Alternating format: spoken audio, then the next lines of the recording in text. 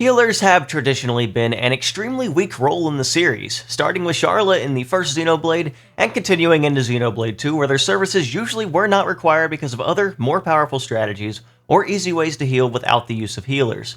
Monolith's answer to this was making healers much more worth using in Xenoblade 3 for their special abilities, such as being the only class that can revive, which is helpful because party members die way easier in this game, giving them a unique effect in chain attack, which is helpful, and giving most healers actual party support effects that are very useful to have instead of simply making them heal bots like a lot of Xenoblade 2 blades were. The first healer class I'll be covering is no exception because we are starting off with Medic Gunner.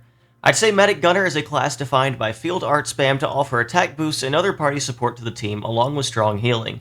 And in this video I want to discuss the class, talk about strengths and weaknesses, and showcase how to use the class most effectively. There will not be any story spoilers in this video, but classes from later in the game might be used by allies. If you enjoy these guides, please be sure to subscribe to the channel because it really helps out so much. Let's get into it. Since Medic Gunner is one of the default classes, the best hero for the class is going to be Eunie, who is the primary user of the class since you can upgrade each character's main weapon in a side quest later in the game to get a large stat boost other characters who use the class will not have. As such, I recommend using Eunie for this class. Medic Gunner's first art is Myopic Screen. This is a very low cooldown art of only 11 seconds and has a decent damage ratio for a low cooldown of 340%, or power multiplier I should say. Now with Medic Gunner, your focus isn't really going to be on dealing much damage, so the main purpose of this art is to give very easy and readily available access to Daze, which can be used to combo an enemy. The short cooldown is also nice just for building up other arts quicker, particularly your Aglius Master arts. I think this is a good art to have in most situations unless you just have zero plans to use Daze combos on enemies. Medic Gunner's second art is Group Heal. This is pretty much the most standard healing art in the game, offering a decent heal with a power multiplier of 225% in an area of effect around Eunie, and it's on a pretty short cooldown. This is a pretty standard healer art, and I'd say this is an art worth running depending on the situation, but usually it'll be a choice between this and a different healing art for her primary arts. Power Ring is the next art, and I'd say this is basically a required art and one of the main reasons you'd want to use Medic Gunner over a different healer class. This art will summon a large ring around Eunie that will boost the attack of anyone inside it. If the cooldown is fast enough, you can even set multiple and get an even larger boost to attack if allies are inside both circles. This also doesn't count as a buff, so attack up buffs can still be on allies to boost their attacking abilities further, and these field effects also work in chain attacks. All in all, that makes this a strong art and party support ability for maximizing your team's damage, and I'd recommend running this on any setup. Ether Cannon is the next art. This is a very strong art with one of the highest power multipliers in the game on a non-soul hacker class, being 485% and also offering an accuracy down effect.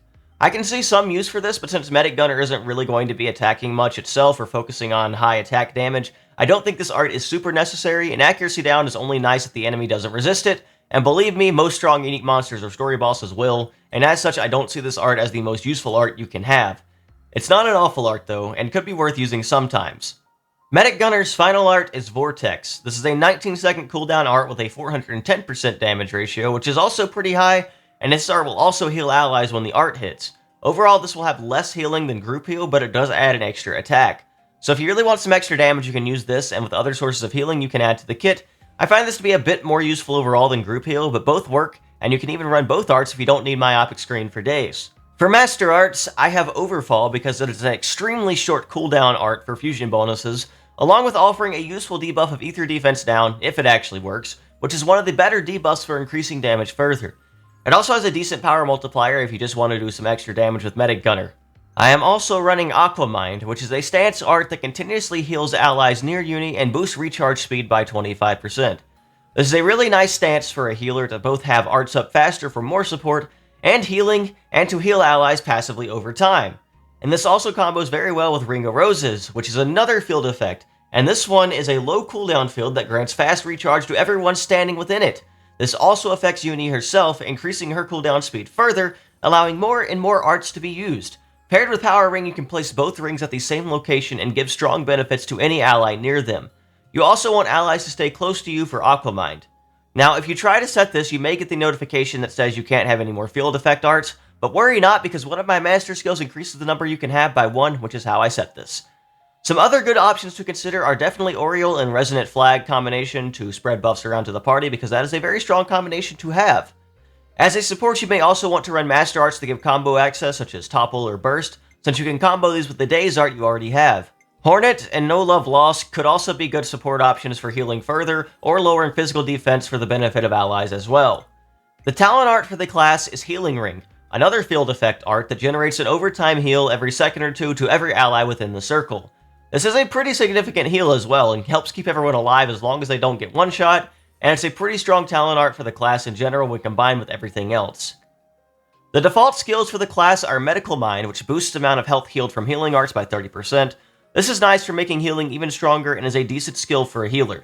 Speedy Recovery, which boosts ally revival speed and increases healing stat by 15. A decent skill very similar to the gem effect to revive faster, and believe me, on higher difficulties party members will definitely die eventually. As such, I find this to be a very useful skill to keep the fight going and not put yourself in a very terrible situation. Ninja Healer reduces aggro generated from healing arts by 50%. This is probably mostly useless, because healer art aggro is likely not going to be able to match damage aggro, especially later in the game, so I think it would be very difficult to get aggro even if you did not have this skill, so I think this skill is pretty bad overall. As far as a very nice skill to have, Eternal Formation boosts field effect duration by 15%, adding additional benefit to Power Field and Ring of Roses, and your Healing Ring. This is a very strong skill for the class, and one of the reasons I recommend running field effects heavily with the class. The first master skill I briefly alluded to earlier is all about support, which increases the number of field effects you can equip by 1, which is very useful for the class in general with the focus on field effects. I definitely recommend running this if you plan to use Ring of Roses. The next two skills are Abundant Oceans, which reduces damage taken by all allies and increases health recovery even further, both by 15%, and Swift Song, which boosts accuracy and evasion for the party by 20%. As the support, many of the party buff skills are likely best suited to be on you, or at least on a healer class. There are some more selfless options or other skill options for healers for sure, but I do think it's extremely important to increase the strength of your entire party when you can, so I think these are both very strong abilities to put on a healer if you can manage to fit it, and there aren't other more important options.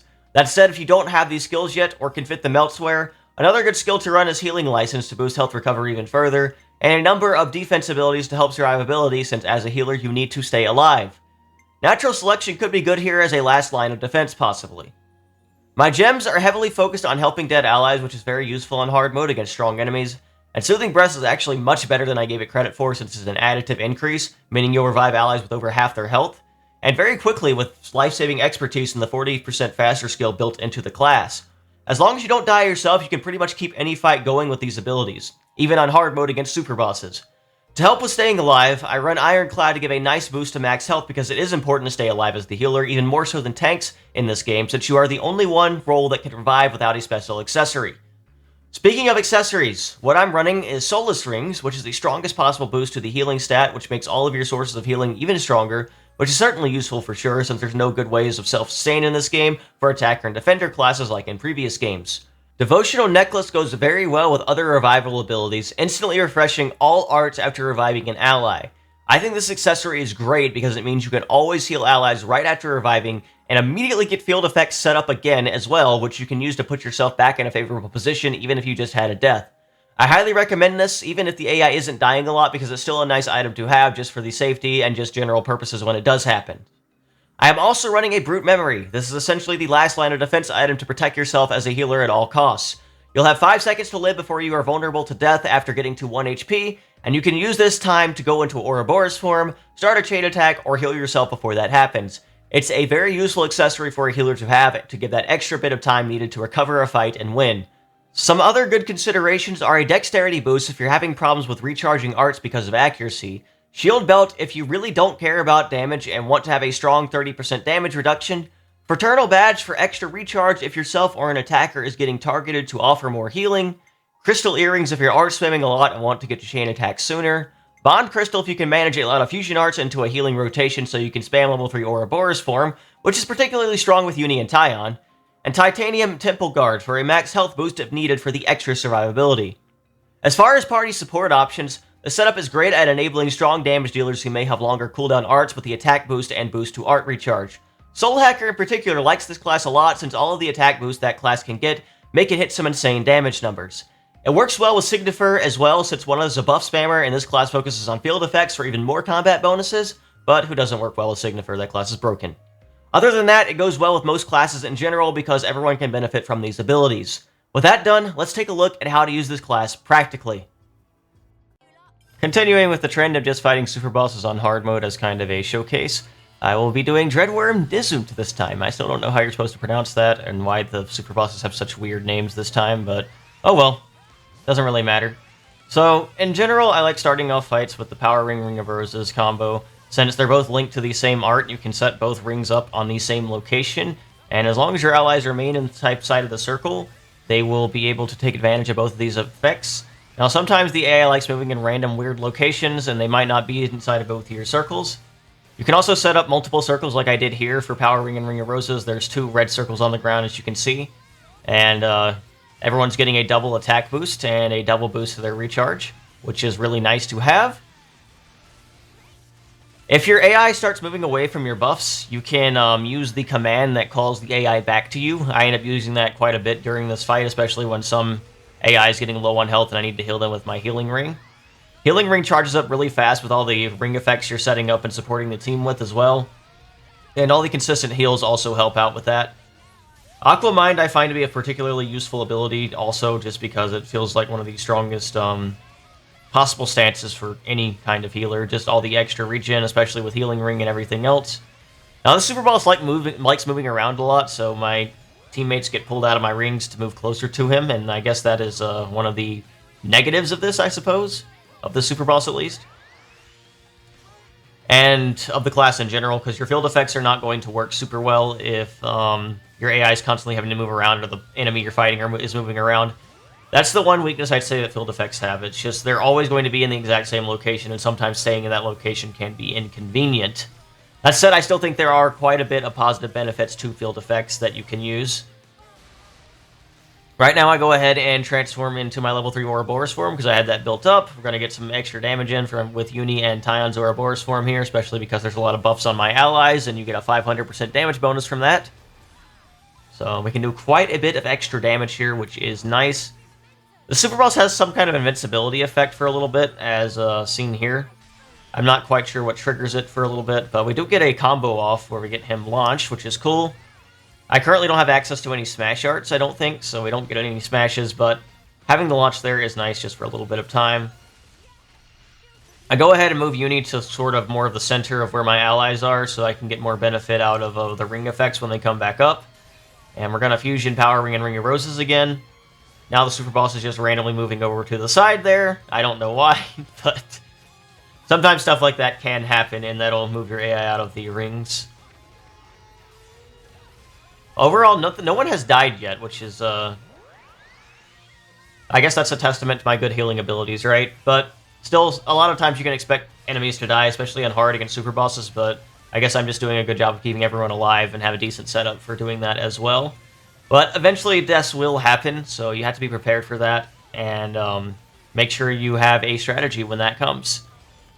Typically, though, it's not really a big deal because you shouldn't have too many issues. I use the follow leader command there to move my allies closer to my rings. Tyon just ignores that as soon as I deactivate the command and immediately goes back to the side of the enemy, so he's not getting the advantage of the healing ring heal. The AI is very intelligent, as you can imagine, as usual. I could control Tyon myself by swapping here and bring him back into the circle, but I'm trying to showcase gameplay of the actual class I'm using, so that's why I don't really swap characters during these little guides here. Although, I should probably start doing that if, like, an AI is just being particularly dumb like Tyon is here. So, Tyon's probably about to die, and that's not really a huge deal because I can rush over to him and revive him really quickly. And he'll be revived with over half his health left. Yep, he's already back up to 3,000 health. I have access to all of my arts again. I've got a heal. He's already almost full health again. I've got my rings up again, so I can go back to my allies, activate those. Do some extra damage with my optic screen and overfall. Activate my own level 3 interlink, which is back up now. And do even more damage with this. Overall, just the way to play this class is just focusing on placing your rings in smart locations and taking advantage of the feature that calls your AI back to you, follow leader. It'll stop them from attacking, so make sure you deactivate it once your AI is back in like a good centralized location to take advantage of Aqua Ring and your field effects. But besides that, it is a great effect to have. So now the fight starts going a little scary because both Noah and Mio die because, and I'm in my Ouroboros form right now using Tyon's Talon Art, so I'm kind of stuck for a little bit. so I can't go immediately revive them. So we start getting in kind of a bad situation here, but luckily I am playing a character that can revive allies really fast, so we can kind of get to a situation where it is okay. Now I'm at 1 HP with Eunie because I've got that brute memory, that is my safety net there, so I go ahead and activate the chain attack. If I couldn't kill here, then I would be able to restore health if nothing else, but since I've got a good setup for chain attacks, I should be able to kill here.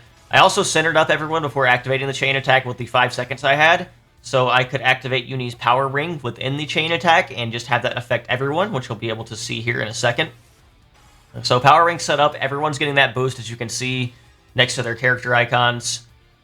And that is going to be extremely beneficial for this. I also use Senna to pass an attack buff to everyone, which is another benefit. So now we've got a bunch of extra attack on everyone. Astro's not really set up for damage, though, so she's not going to do that. She's just here to give us that guaranteed amazing round 1 and give us some easy access to strong chain attack damage towards the end of this fight. The rest of this fight is basically this chain attack and enabling people with Eunie's power ring further.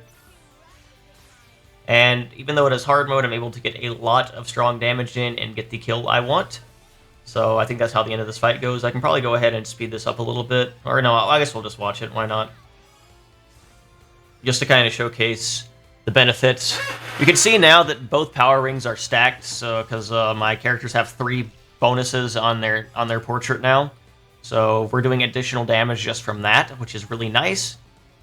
Eunie's finishing this combo here, so you're going to see the really amazing medic gunner damage. A total of 80,000. Really, really impressive there. Not really, of course, but we're not really here to do damage. We're here as the enabler. Asher finally comes up in the chain order. I wish it would have came up a long time ago because we really wanted that extra damage ratio and power charge on everyone instantly. Although I think Senna actually already had power charge, so she could pass it regardless, so that's nice at least.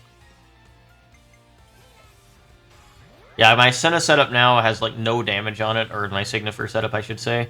Just so once you get power charge, you can just pass it anytime you have Resonant Flag up, so that's really broken. I unfortunately don't get quite too amazing there. I'm 7 percentage points short of it, but regardless, it should be enough to easily finish this chain attack and not have too many issues. Now, I activate Tyon here because he'd give us the most damage with the Ouroboros finisher here, but we don't really need that at all. I'm going to do enough damage even before it even gets to that, thankfully. Noah here is set up to do a lot of damage. I'm going to set up one more power ring with Eunie to give everyone, including Noah, an attack boost. And Noah is going to take advantage of that and power charge to kind of wipe out most of the rest of his health bar, give us an amazing rating, and give us the final Ouroboros round in the chain attack. Now, from here, we don't really have to do much of anything. We can just attack one more time. We don't even need to do the finisher, really. So I'm just going to attack with Noah. I could get more ego damage out by giving him power charge, giving another power ring, but I can just attack with Noah and get the free kill here without too much issue. So, overall, not too bad of a fight. There was a little bit of a scary moment there where people started dying, but thanks to brute memory, thanks to the fast revival time, and the fact that I can call allies close to me, we were able to recover from that, get a good chain attack off, and not have too many issues. So I think Medic Gunner is a pretty decent class. It's not the best healer, obviously, but it has a lot of positive benefits, and field effects can be fun to take advantage of, and they do have their uses. It is nice that healer feels like a much more functional class this time around, and there's much more positive reasons to use them as opposed to previous games, so I do actually appreciate that, and I do think it is a positive change for the game overall, just having every role actually feel kind of strong and have their own benefits, so I think it was a step in the right direction for sure. I think that's probably going to cover it for this guide video. I don't really have much else to say, so I hope you guys learned something from watching this. Any feedback on the guide is appreciated in the comments. If you enjoyed the guide, please make sure to like, comment, and subscribe because I would appreciate it so much, and I will be making more guides like this in the future, hopefully covering all the classes in a great level of detail, including Soul Hacker, which should hopefully be out in the next couple of days or so. With all that being said, thank you guys so much for watching, and have a wonderful and blessed day.